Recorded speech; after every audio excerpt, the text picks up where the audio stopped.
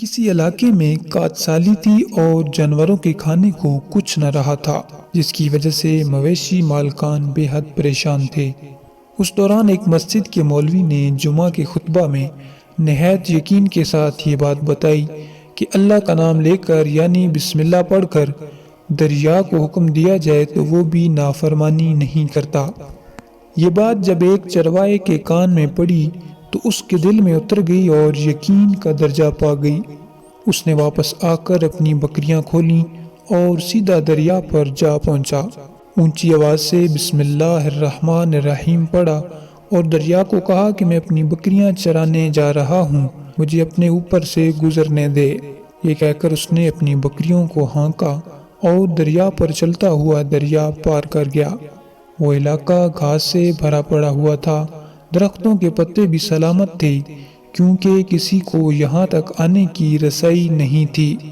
لہٰذا اب اس کا معمول بن گیا کہ وہ بکریاں پار چھوڑ کر واپس آ جاتا اور شام کو واپس لے آتا۔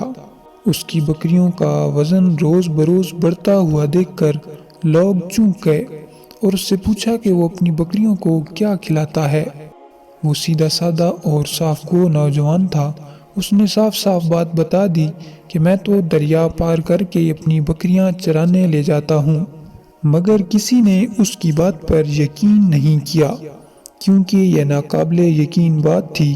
مگر بات ہوتے ہوتے مولوی صاحب کے پاس پہنچ گئی۔ مولوی نے اس چرواہے کو بلایا اور سارا ماجرا پوچھا۔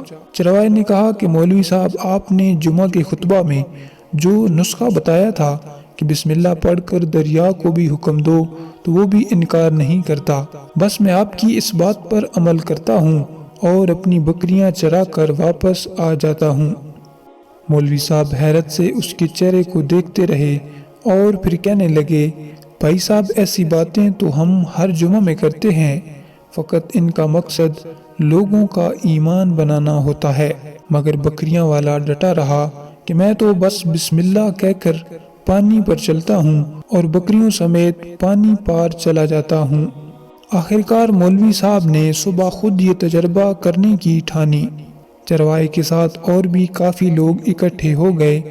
مولوی صاحب نے ایک دو بار سوچا کہ انکار کر دوں، مگر وہاں پر موجود تمام لوگ جوش و خروش سے اللہ اکبر کے نعرے لگا رہے تھے اور مولوی صاحب کے حق میں تعریفیں کر رہے تھے۔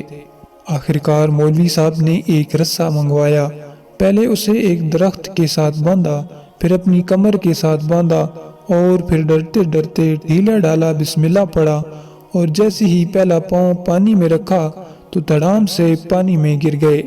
مولوی صاحب ڈبکیاں لگانے لگے اور پانی کے بہاؤ میں بہنا شروع ہو گئے۔ لوگوں نے کھینچ کھینچ کر باہر نکالا۔ مولوی صاحب کی اس حرکت نے چرواہے کو پریشان کر دیا کہ مولوی صاحب کی بسم اللہ کو کیا ہو گیا ہے، کیونکہ اس کا یہ روز کا معمول تھا۔ اس کے اپنے یقین میں کوئی فرق نہ آیا۔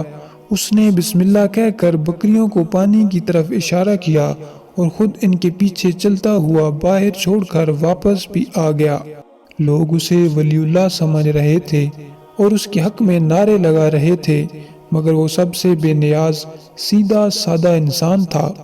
وہ مولوی صاحب کے پاس پہنچا اور کہا، مولوی صاحب، میں آپ کی بسم اللہ کی تعریف سے کافی پریشان تھا، مگر پانی پر چلتے ہوئے مجھے آپ کی بسم اللہ کی بیماری کا پتہ چل گیا۔ اس چرواہے نے درخت سے بندھی رسی کی طرف اشارہ کیا اور کہا، مولوی صاحب، یہ ہے آپ کی بسم اللہ کی بیماری۔ آپ کی بسم اللہ کی برکت کو یہ رسہ کھا گیا۔ آپ کو اللہ اور بسم اللہ سے زیادہ اس رسے پر بھروسہ تھا، لہٰذا اللہ نے بھی آپ کو رسی کے حوالے کر دیا۔ مولوی صاحب، میں نے آپ کے منہ سے سنا اور یقین کر لیا اور میرے اللہ نے میرے یقین کی لاج رکھ لی، مگر آپ نے اللہ کا کلام سنا مگر یقین نہیں کیا، لہٰذا آپ کو اللہ نے رسوا کر دیا۔ عزیز دوستو، ہمارا حال بھی کچھ اسی طرح کا ہے۔ ہماری نمازیں، ہماری دعائیں اور ہماری عبادتیں یقین سے خالی ہیں۔ اللہ تعالیٰ ہمارے ایمان کو پختہ کرے۔ آمین ثم آمین یا رب العالمین۔ اس طرح کی مزید ویڈیوز دیکھنے کے لیے ہمارے چینل کو سبسکرائب کر لیں۔ ملتے ہیں اگلی ویڈیو میں، اپنا خیال رکھیے گا۔ اللہ حافظ۔